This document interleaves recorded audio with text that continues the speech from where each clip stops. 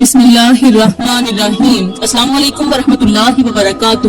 میری پیاری بہنوں اور میرے محترم بھائیوں، 10 محرم کی رات شوہر سے ملاپ کرنے والی عورت کتیا بن گئی، مرد سے ملاپ کرنے والی عورت کتیا بن گئی۔ آخر ایسا کیوں ہوا؟ آخر وہ انسان سے جانوروں کا روپ کیسے اختیار کر گئی؟ آخر اس نے کون سی ایسی غلطی کی تھی جس کی سزا اسے دنیا میں ہی مل گئی؟ آخر وہ کون سا گناہ تھا جس نے اس کی زندگی کو تباہ و برباد کر کے رکھ دیا؟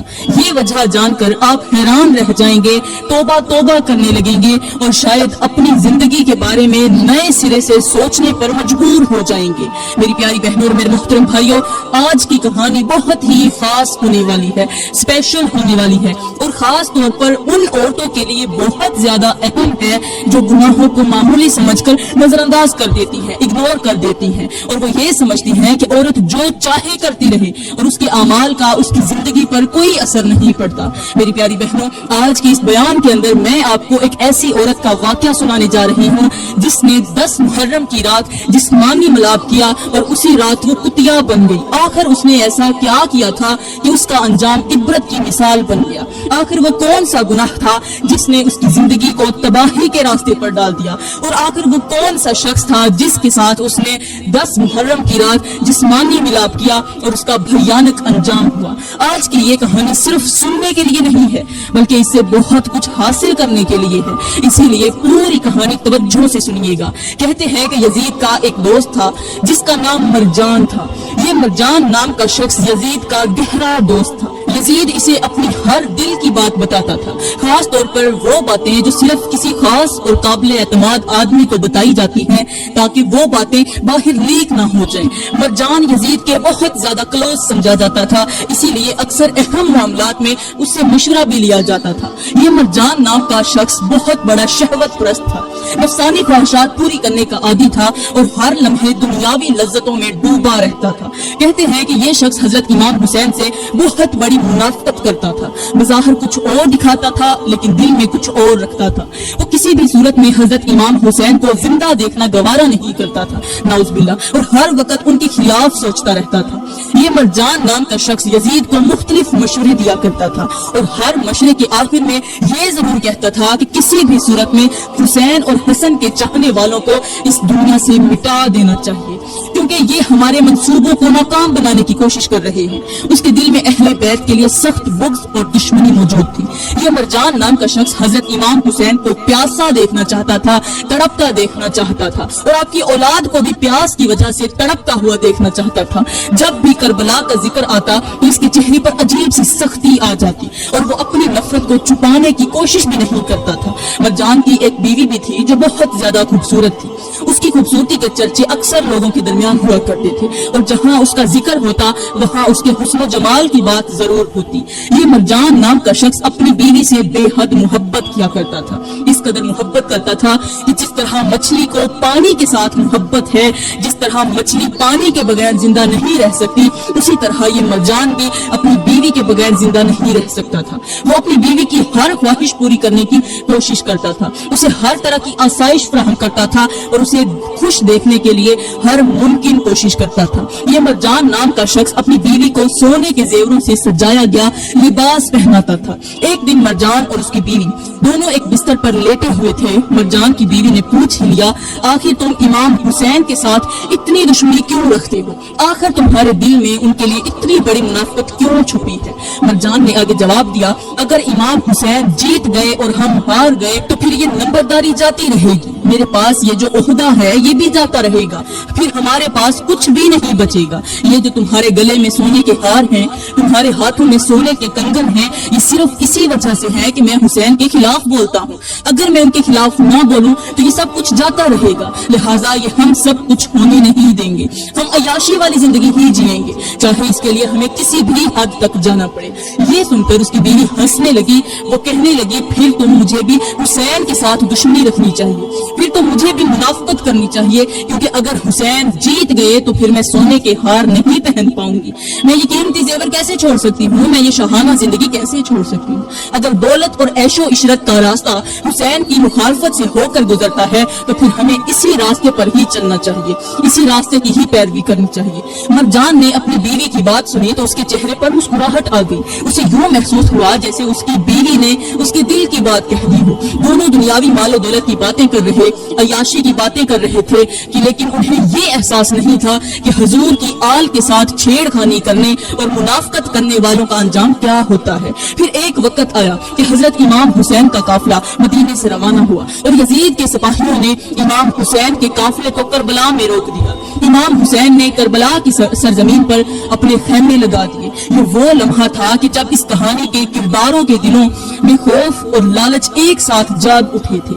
جب حضرت امام حسین نے کربلا میں اپنے خیمے گاڑے تو یزید جان چکا تھا کہ اب لوگ امام حسین کی طرف جائیں گے اور میرے ہاتھوں سے یہ تخت چھین لیا جائے گا۔ جیسے ہی یہ خبر مرجان تک پہنچی تو مرجان جلدی سے یزید کے پاس پہنچا، کہنے لگا جتنا جلدی ہو سکے حسین اور حسین کے ساتھیوں کو کربلا میں ہی ختم کروا دو، ورنہ یاد رکھنا یہ تخت، یہ عیاشی، یہ شاہی تم سے ہمیشہ کے لیے چھین لی جائے گی، کیونکہ لوگ طاقت کے سامنے کچھ دیر جھک سکتے ہیں لیکن سچائی کے سامنے آخر کار دل ہار جاتے ہیں۔ اگر حسین زندہ رہے تو لوگ ان کے ارد گرد جمع ہوتے جائیں گے اور پھر ہمارے لیے کوئی جگہ باقی نہیں رہے گی۔ مرجان کی باتوں پہ آ کے یزید نے امام حسین سے جنگ کرنا شروع کر دی۔ یزید کے حکم پر سپاہی کربلا کی طرف بڑھے اور ایک ایک کر کے امام حسین کے ساتھیوں کو شہید کر دیا گیا۔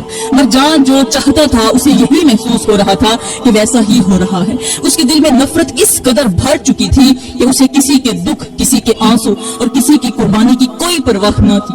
آج مرجان لانتی کی خوشی کا دن تھا، کیونکہ وہ چاہتا تھا وہی ہو رہا تھا، جو اس نے چاہا ویسا ہی ہوا۔ وہ جیسے جیسے یزید کو مشورے دیتا تھا یزید ویسے ہی کرتا جاتا تھا۔ آج کی رات مرجان کے لیے جشن کی رات تھی۔ اسے یقین ہو گیا تھا کہ اب اس سے یہ عہدہ کوئی نہیں چھیننے والا، اب وہ ہمیشہ کے لیے عیش اور عشرت کی زندگی گزارے گا۔ اس رات مرجان نے شراب کا بندوبست کیا اور شام ہوتے ہی جلدی جلدی گھر پہنچ گیا۔ گھر پہنچتے ہی اس نے اپنی بیوی کو خبر دی۔ اس کی بیوی بھی مرجان سے بڑھ کر خوش ہوئی، اس کی آنکھوں میں چمک آ گئی۔ وہ کہنے لگی آخر کار وہی ہوا جو ہم چاہتے تھے، اب مجھے کسی چیز کی فکر نہیں رہی، اب میں ہمیشہ سونے کے ہار پہنوں گی، ہمیشہ سونے کی کنگن پہنوں گی اور ہمیشہ اسی شان و شوکت کے ساتھ زندگی گزاروں گی۔ دونوں کو یہ گمان تھا کہ انہوں نے کامیابی حاصل کر لی ہے۔ انہیں لگتا تھا کہ دولت، عہدہ اور طاقت ہمیشہ ان کے پاس رہے گی، لیکن وہ یہ نہیں جانتے تھے کہ بعض اوقات انسان جس رات کو اپنی سب سے بڑی کامیابی سمجھ رہا ہوتا ہے وہی رات اس کے زوال کی سب سے بڑی ابتدا بن جاتی ہے۔ آج کی رات مرجان کے لیے خوشی کی رات تھی۔ مرجان نے کہا اے میری پیاری بیوی، اے میری جان، آج کی رات ہم سہاگ رات کے طور پر منائیں گے، کیونکہ آج کی خوشی شادی سے کم نہیں ہے۔ یہ سن کر اس کی بیوی خوشی سے نہال ہو گئی۔ دونوں نے خوب جشن منایا، کافی دیر تک محفل گرم رہی، مختلف قسم کے پکوان پکتے بھی رہے اور وہ کھاتے بھی رہے اور اپنی کامیابی کے قصے سناتے رہے۔ مرجان بار بار یہی کہتا تھا کہ اب کوئی بھی ہمارا کچھ نہیں بگاڑ سکتا، اب یہ عہدہ بھی ہمارا ہے، یہ عیش و عشرت بھی ہماری ہے۔ اب رات گہری ہوتی چلی گئی، کمرے میں چراغ روشن تھے اور پورا گھر جشن کے ماحول میں ڈوبا ہوا تھا۔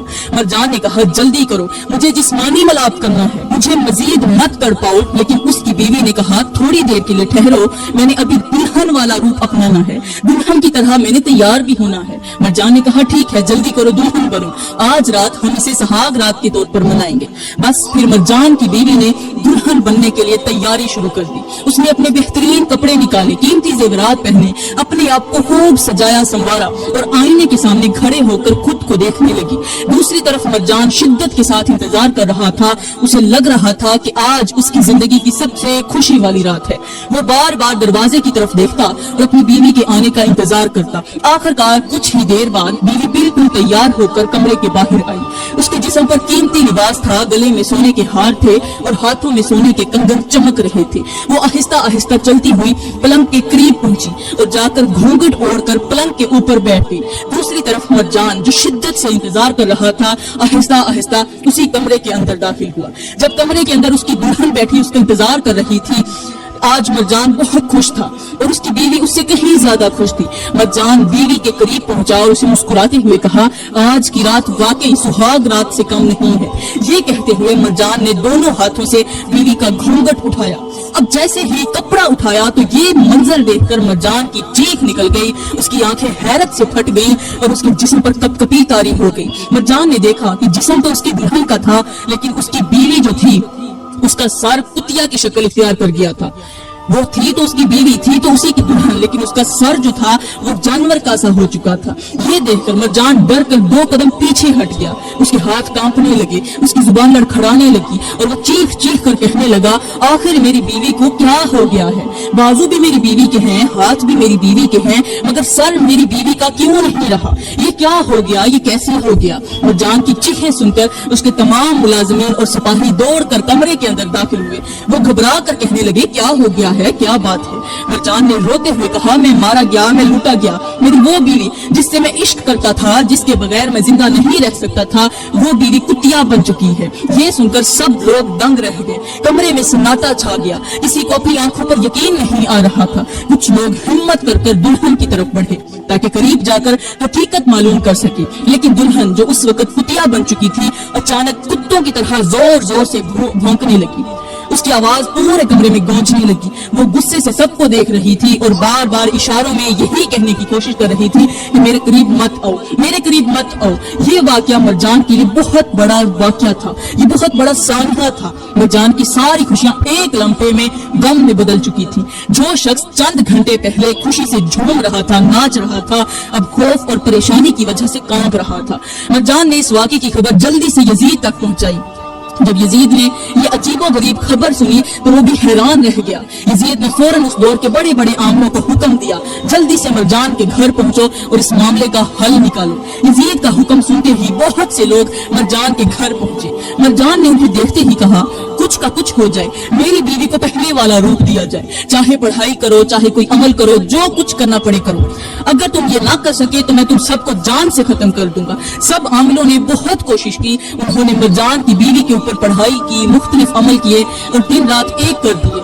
10 دن مسلسل کوشش کرتے رہے مگر کچھ بھی اثر نہ ہوا۔ جتنا وقت گزرتا جا رہا تھا مرجان کی بے چینی بڑھتی جا رہی تھی۔ اسے یقین ہی نہیں آ رہا تھا کہ جس عورت پر وہ جان دیتا تھا آج اس کی یہ حالت ہو چکی ہے۔ دوسری طرف مرجان کی بیوی پانی بھی پیتی تھی، کھانا بھی کھاتی تھی، مگر اس کی شکل کتیا کی طرح ہی رہتی تھی۔ اب مرجان کی بیوی کتیا کی طرح بس بھونکتی ہی رہتی تھی، بول نہیں پاتی تھی، انسانی لفظ نہیں کہہ پاتی تھی۔ وہ کچھ کہنا چاہتی تھی لیکن اس کے منہ سے الفاظ کی بجائے صرف بھونکنے کی آواز نکلتی تھی۔ یہ منظر دیکھ کر گھر کے ملازم بھی خوفزدہ ہو جاتے تھے اور کوئی زیادہ دیر اس کے قریب کھڑا ہونے کی ہمت نہیں رکھتا تھا۔ اب 10 دن گزر چکے تھے۔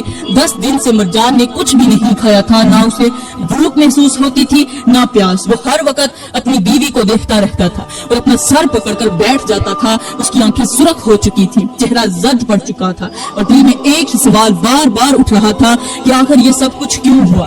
آخر میری بیوی کے ساتھ یہ کیا ہو گیا؟ میرے بھائیوں، کہتے ہیں کہ ایک دن مرجان اپنی اسی بیوی کے قریب جانے لگا جو اس وقت عجیب و غریب حالت میں مبتلا ہو چکی تھی۔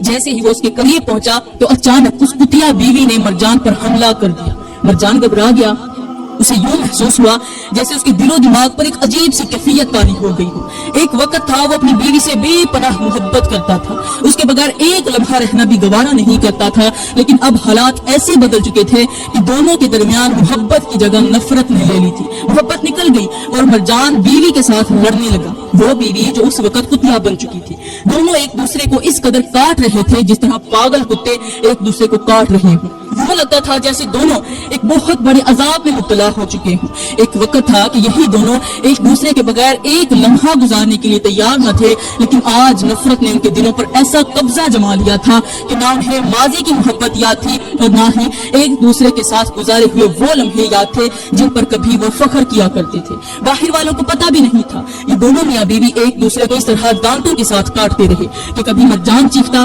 کبھی اس کی بیوی خوفناک آوازیں نکالتی۔ جو ملازم دروازے کے قریب آتے وہ بھی ڈر کر واپس چلے جاتے۔ کسی کو یہ اندازہ نہیں تھا کہ اس بند کمرے کے اندر کیا قیامت برپا ہے۔ وقت گزرتا گیا لیکن دونوں کی حالت مزید خراب ہوتی چلی گئی۔ ایک دوسرے کو کاٹتے کاٹتے آخر کار دونوں مر گئے۔ पूरा कमरा खून से आलूद हो चुका था। दीवारों पर खून के निशानात थे, फर्श खून से भरा हुआ था और वो कमरा जो चंद घंटे पहले खुशियों और जश्न की बातों से गूंज रहा था, अब खामोशी और वहशत की तस्वीर बना हुआ था। मुकम्मल तौर पर अल्लाह की अजाब की लपेट में आ चुका था। ये दोनों सुहाग रात ही मर गए। हमेशा का ख्वाब देखने वाले कि हम हमेशा लज्जत की जिंदगी गुजारेंगे, अय्याशी की जिंदगी गुजारेंगे, अपनी ख्वाहिशात के मुताबिक जिंदगी बसर करेंगे, उनके तमाम ख्वाब एक ही रात में खाक में मिल गए। वो जानते ही नहीं थे कि हुजूर की आल के साथ दुश्मनी रखने वाला भी कभी सुकून की नींद नहीं सोया। मेरे भाइयों, जब मरजान के रिश्तेदारों ने दरवाजा तोड़कर खोला और अंदर दाखिल हुए तो देखकर सब तौबा तौबा करने लगे कि पूरा कमरा खून से आलूदा और दोनों मियां बीवी मर चुके हैं। लोग हैरान रह गए। इस फर्जी कहानी के मुताबिक अब दोनों की शक्लें ही कुत्तों जैसी बनी हुई थी। ये दर्द भरा मंजर देखकर वहां पर एक शख्स खड़ा था जिसके दिल में हुजूर की आल की मोहब्बत थी। उस शख्स से रहा न गया। उसने चीख कर रो रो कर कहा, लोगों मैं तुम्हें बताता हूँ कि मरजान को आखिर किस गुनाह की सजा मिली।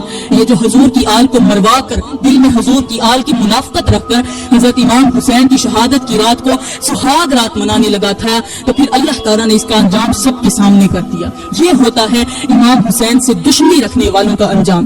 फिर वो शख्स रोते हुए कहने लगा, दौलत खत्म हो जाती है, ओहदे खत्म हो जाते हैं, महल वीरान हो जाते हैं, लेकिन हक के मुकाबले में खड़ा होने वाला कभी कामयाब नहीं होता। जो लोग अपनी ख्वाहिशात को सच्चाई से बड़ा समझ लेते हैं वो बज़ाहिर कुछ अरसा हंस लेते हैं, मगर उनके दिलों का सुकून उनसे छीन लिया जाता है।